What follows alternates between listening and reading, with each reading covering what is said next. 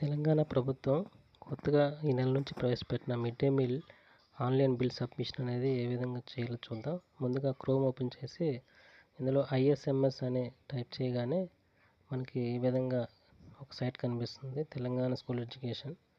ఇందులో మనకి పైన మెనూ బార్లో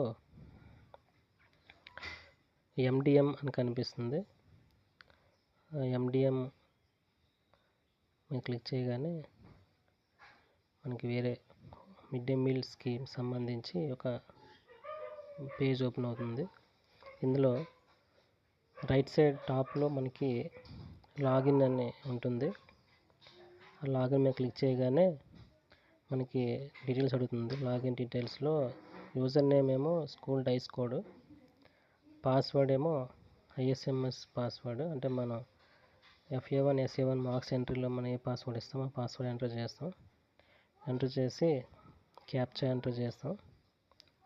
క్యాప్చా ఎంటర్ చేసి లాగిన్ క్లిక్ చేయగానే మనకి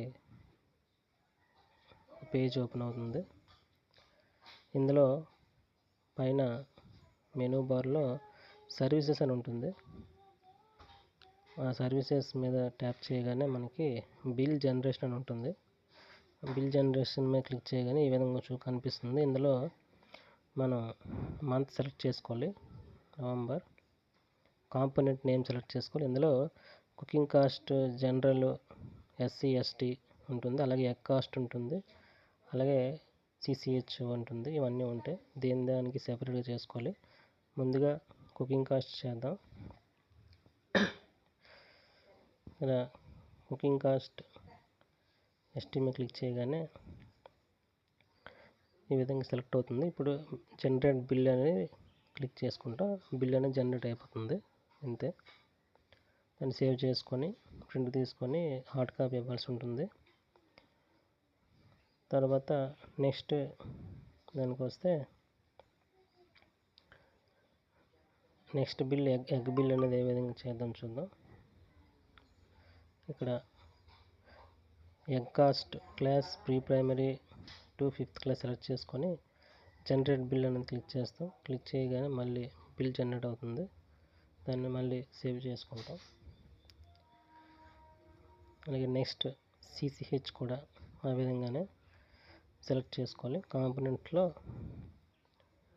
లాస్ట్ది కన్సాలిడేషన్ రిపోర్ట్ ఉంటుంది, అది సెలెక్ట్ చేసుకొని జనరేట్ బిల్ అని క్లిక్ చేస్తే బిల్ అని దగ్గర మనకి CCH డీటెయిల్స్ అనేది చూపిస్తుంది. ఇక్కడ CCH యొక్క పేరు, వాళ్ళ బ్యాంక్ అకౌంట్స్ అన్ని చూపిస్తుంది. అలాగే ఇక్కడ కుకింగ్ కాస్ట్, అలాగే నెక్స్ట్ బిల్ ఎగ్ కాస్ట్ అవన్నీ కూడా చూపిస్తుంది. చూసిన తర్వాత ఓకే చేసి కన్ఫర్మ్ కొట్టగా మనకి OTP వస్తుంది HM మొబైల్ నెంబర్కి.